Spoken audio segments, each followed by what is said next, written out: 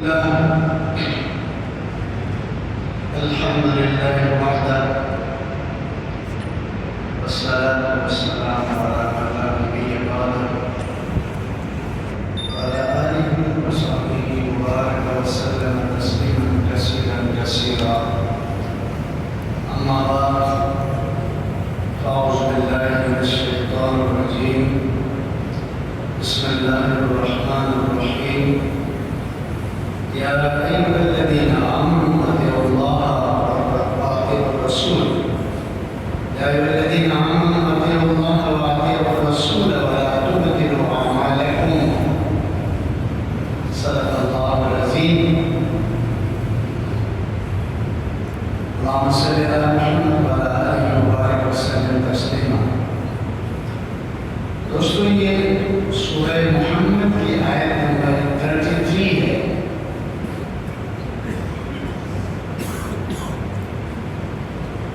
بہت ہی مختصر، بہت ہی جامع اللہ کا حکم ہے ہمارے بعد کے مسلمانوں کے، مومنین کے. میں آیت کا ترجمہ کرتا ہوں. اللہ نے فرمایا کہ اے ایمان والو اطیعوا اللہ واطیعوا الرسول، تم اللہ اور اللہ کے رسول کی اطاعت کرو صلی اللہ علیہ وسلم. وَلَا تُبْطِلُوا أَعْمَالَكُمْ، اپنے اعمال کو برباد مت کرو، اپنے اعمال کو برباد مت کرو. اس کے دو حصے ہیں. ایک کہ اللہ اور اللہ کے رسول کی اطاعت کس میں؟ دین میں. یہ بات سمجھ میں آئے نا؟ ہم آزاد ہو جائیں گے. سچ میں رسموں سے آزاد ہو جائیں گے. یہ بات سمجھ میں آ جائے. بدعتوں سے آزاد ہو جائیں گے. یہ بات سمجھ میں آ جائے. اپنی برادری کی حمایت سے آزاد ہو جائیں گے. بہت سارے غلط کاموں سے آزادی ملے گی اگر ہم اس کو سمجھیں کہ اللہ اور اللہ کے رسول کی اطاعت ہمارے اوپر فرض ہے. بھائی دین اللہ اور اللہ کے رسول کا ہے تو اطاعت بھی انہی کی چلے گی.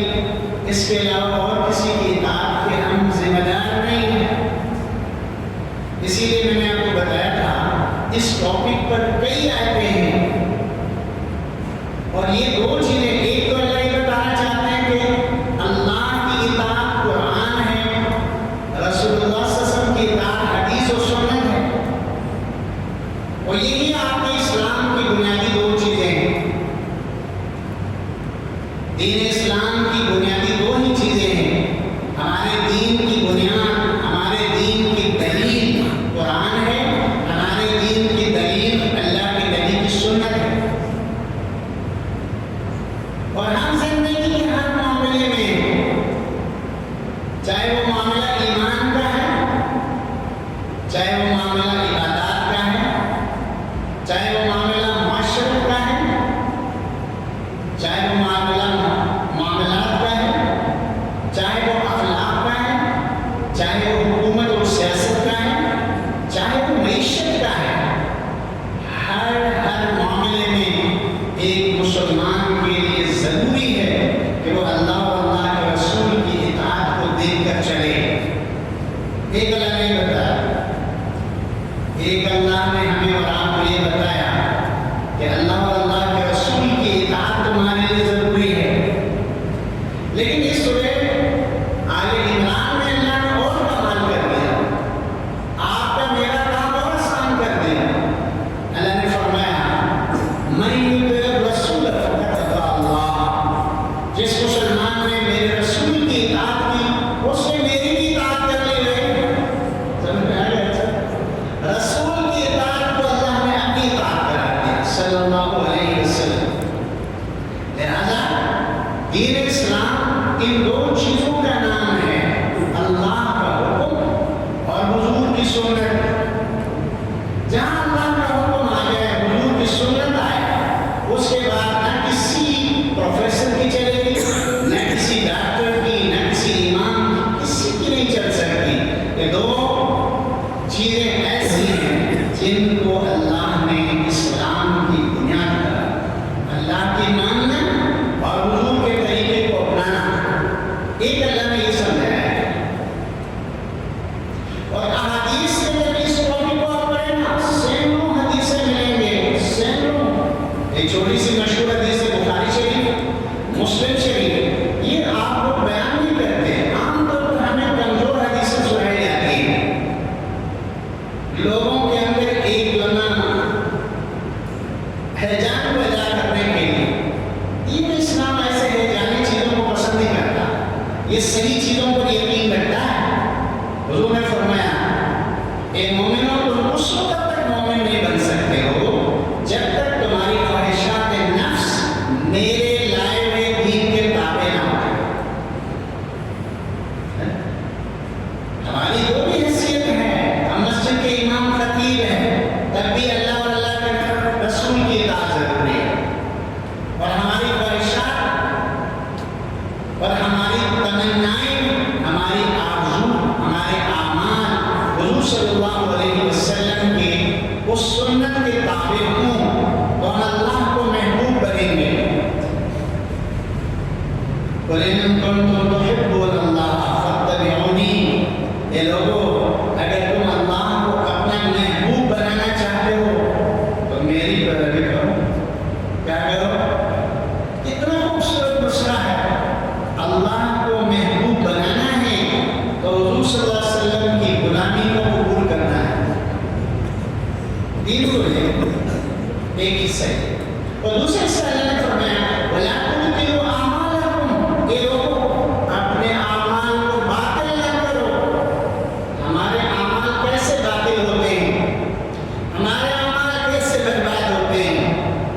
صحابہ کرام کے ذہن میں شروع میں یہ بات تھی کہ اگر کوئی مسلمان کے عقیدے میں شرک ہے تو اللہ اس کا کوئی عمل قبول نہیں فرمائیں گے۔ یہ آیت اس کے بعد نازل ہوئی اصلاح کرنے کے لیے کہ ایک مومن کا عمل بھی ضائع ہو سکتا ہے، مومن کا عمل بھی باطل ہو سکتا ہے، برباد ہو سکتا ہے۔ کیسے؟ یاد رکھو، مومن ہے، اللہ اور اللہ کے رسول کی اطاعت کا پابند ہے، لیکن اللہ کے حکم کو اگر یہ اپنی مرضی سے پورا کرتا ہے، پیغمبر کی سنت کے مطابق نہیں، تو اللہ تعالیٰ عمل کو قبول نہ کرتے۔ اس کا صحیح یقین نہیں، عمل باطل ہو جاتا ہے، اس کے اخلاص کے اندر کمی ہے، دکھاوا ہے، نمائش ہے، مشہور ہونے کے لیے ہے۔ جانور کو حج کرنے کے بعد، عمرہ کرنے کے بعد ٹائٹل لگانے کی ضرورت نہیں ہے۔ اپنی عبادات کو چھپاؤ بھائی، عبادات کو چھپا کر رکھیں، آپ اور اللہ کا معاملہ ہے۔ تو جہاں شہرت ہے، جہاں نمائش ہے، جہاں اپنی بڑائی ہے، جہاں دکھاوا ہے، اس عمل کو اللہ ٹوٹلی برباد کر دیتے ہیں، پوری نہیں کرتے۔